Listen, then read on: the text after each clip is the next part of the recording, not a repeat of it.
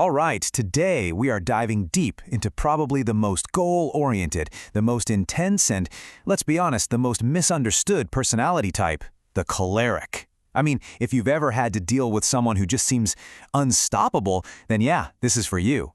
I mean, we've all seen it, right?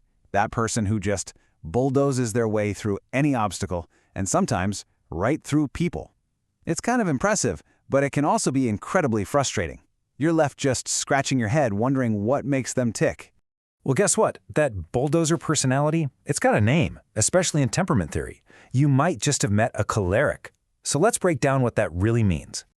Okay, so here's our game plan. First, we'll look at the unstoppable choleric archetype. Then we'll get into the big secret, why pure temperaments don't actually exist. After that, we'll meet the 3 real-life blends, I'll give you an interaction guide, and we'll wrap up with the things you absolutely have to remember. All right, first up, the unstoppable choleric. Think of this as the pure archetype. This is the raw, unfiltered version. It's like the core engine that powers this entire personality type. So here's the key thing you gotta get about them. A choleric sees a goal and they move toward it in a straight line. Period. They're not looking for a clever way around an obstacle, they're going over it, or more likely, through it. That's their fundamental operating system. And this whole drive, it really comes down to 2 main things. First, their goal-driven focus is just off the charts. It's their superpower, really. They get stuff done while everyone else is still debating the plan. The flip side, though, people can become just obstacles in their path. And second, they have this absolute certainty. Once they've decided something, that's it. It's written in stone, which is great for conviction, but if you cross them, they can hold a grudge for years. Seriously. Okay, now we're getting to what might be the most important part of this entire discussion. Seriously, if you take away just one thing today, make it what's coming up next. Because here's the critical point. Everything we've talked about so far, that intense, pure, unstoppable force, that's just the starting point. It's the base ingredient, but it is never the final dish. That's right. Pure cholerics simply don't exist. You will never, ever meet one in the wild. Why? Because every single one of us is a blend of a primary and a secondary temperament. And trust me, that secondary temperament, it changes everything. The best way to think about it is like mixing paint. Imagine the choleric drive as a big, bold bucket of red paint. Well, in real life, you never just see pure red. It's always got some yellow mixed in to make it orange, or some blue to make it purple. That secondary color totally changes the final shade.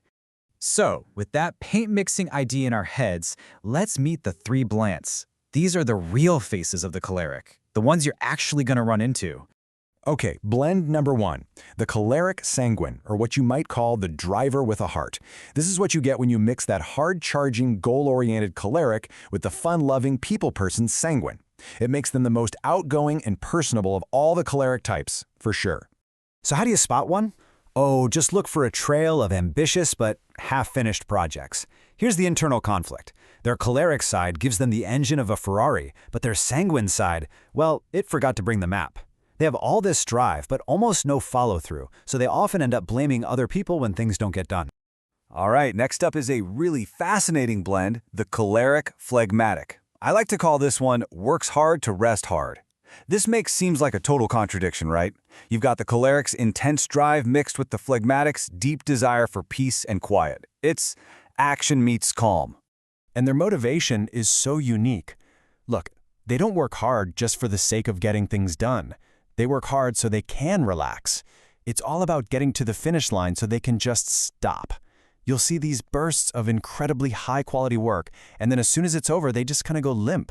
Their ultimate goal isn't the achievement, it's the piece that comes after. And finally, we have the 3rd blend, the choleric melancholy.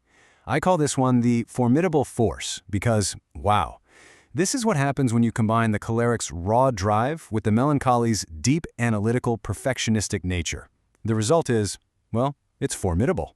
And their power is also what makes them so dangerous. On one hand, you have someone who can dream big like a choleric and has the analytical skills of a melancholy to actually execute it perfectly. Amazing, right?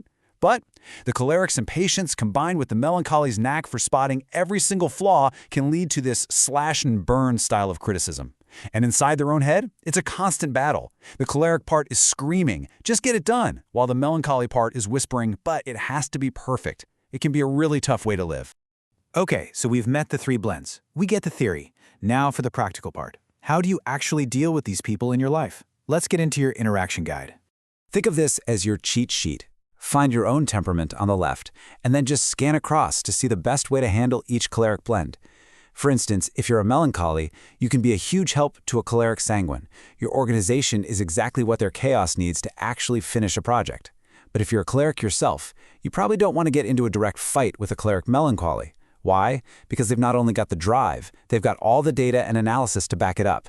So go ahead, find your type and see the advice. This is all about making your interactions smooth. All right, as we start to wrap this up, let's zoom out for a second. Beyond all the specifics of the choleric blends, there are three big golden rules to remember about temperament in general.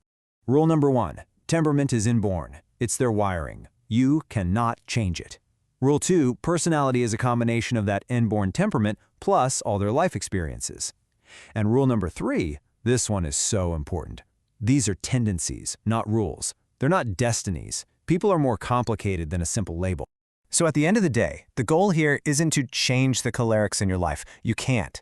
The goal is to understand their unique operating system. And, just as importantly, to understand your own. When you get that, you can work with them instead of against them. So the question to leave you with isn't, why are they so difficult? The real question is, now that you understand a little bit about how they're wired, what are you going to do with that knowledge? Because how you answer that, well, that could change everything.